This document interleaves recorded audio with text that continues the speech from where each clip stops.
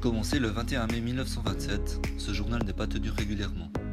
Ainsi, le 9 juin 1931, Julien Bourquin écrit « Sans aucune raison que nos nombreuses occupations, cet essai de chronique de famille a été interrompu pendant plus de 2 ans. Il s'interrompit définitivement le 29 octobre 1932.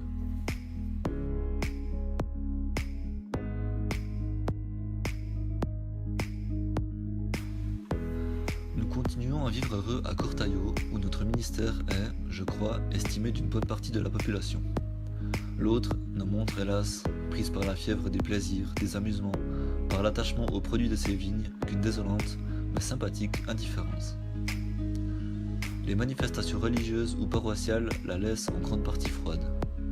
Et malheureusement, c'est le cas pour bien des paroisses. Nous avons eu l'occasion d'organiser diverses ventes pour les missions ou la paroisse, qui toutes et chaque fois ont donné un résultat supérieur à celui qui avait été obtenu auparavant.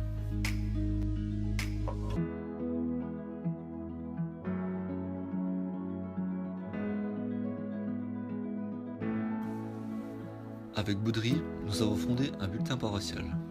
Nous avons organisé au collège, dans une salle que la commune a mise gracieusement à notre disposition, un foyer ou salle de lecture pour les jeunes gens qui n'ont pas de famille, Suisse allemand en particulier. Cette salle tient lieu 2 fois par semaine de cabinet de consultation médicale.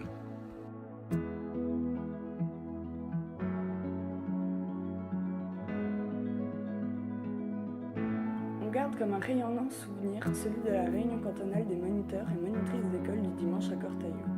Fait rare en pareille occasion, l'autorité communale nous a octroyé une petite subvention qui nous a permis d'offrir, à côté du thé et des petits pains traditionnels, du raisin à tous les participants. Grâce à la collaboration de plusieurs artistes, plusieurs de nos cultes ont été embellis. Nous avons eu au mois de janvier, sans pourtant que nous puissions voir beaucoup de résultats visibles, une série de plusieurs réunions de réveil tenues par M. et Mme Perrault de Montmolin. Nous savons toutefois que ces réunions ont fait du bien. La plus bienfaisante de ces réunions fut sans doute celle tenue par Madame P. à la fabrique aux ouvrières réunies dans l'ancienne salle de lecture. La direction avait bien voulu donner congé tout en payant l'heure à celles de ces ouvrières qui voulaient y participer. J'ai à me louer de la direction de fabrique de câbles électriques. Plusieurs fois, j'ai pu collaborer avec elle pour venir en aide à tel ou tel ouvrier malade. Mais ce qui fut le mieux, c'est la subvention de 200 francs que j'ai pu obtenir de celle-ci pour permettre de donner à des conditions tout à fait spéciales un cours d'hygiène et de soins aux malades par M. Justin Kraft de Lausanne.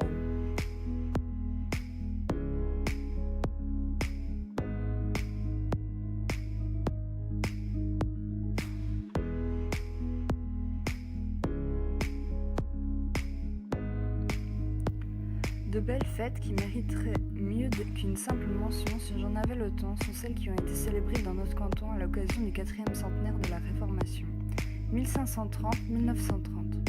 Une collecte avait été faite préalablement dans toutes les paroisses du canton, pour en couvrir les frais généraux. Dans toutes les familles protestantes ont été distribuées une brochure populaire concernant la réformation de notre canton. Brochure rédigée par les pasteurs Marc Dupasquier et par elle, et à chaque enfant de nos églises, on a remis de jolies gravures souvenirs, composées par le peintre Philippe Robert, décédé malheureusement peu de temps auparavant en se baignant dans l'art.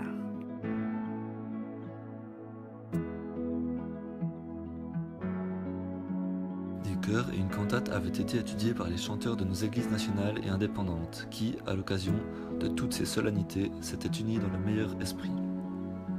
Tandis qu'une troupe d'acteurs bénévoles allait faire revivre dans les chefs-lieux du district du canton les scènes de la Réformation à Neuchâtel dans une pièce intitulée 1530, l'idolâtrie ôtée et abolie de Séan. Nous avons étudié à Cortaillot une pièce plus modeste, mais plus édifiante, mettant en valeur les doctrines retrouvées par la Réforme. Le livre de M. Jean Clair, pasteur à Cernier.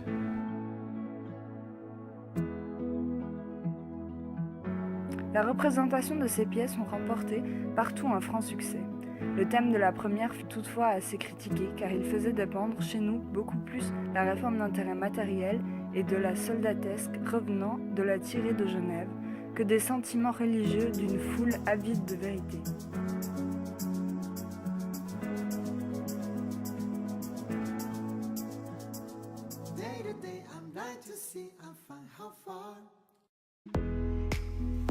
Le produit financier des 2 représentations du livre donné à Cortaillot a permis d'ériger dans ce temple une belle pierre commémorative à la mémoire de Hugues Gravier, un des premiers pasteurs de la paroisse, brûlé vif à Bourg-en-Bresse alors qu'il revenait de visiter sa parenté.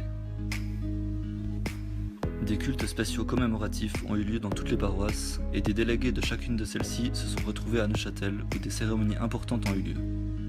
Toutes ces manifestations spéciales ont été racontées dans une brochure spéciale.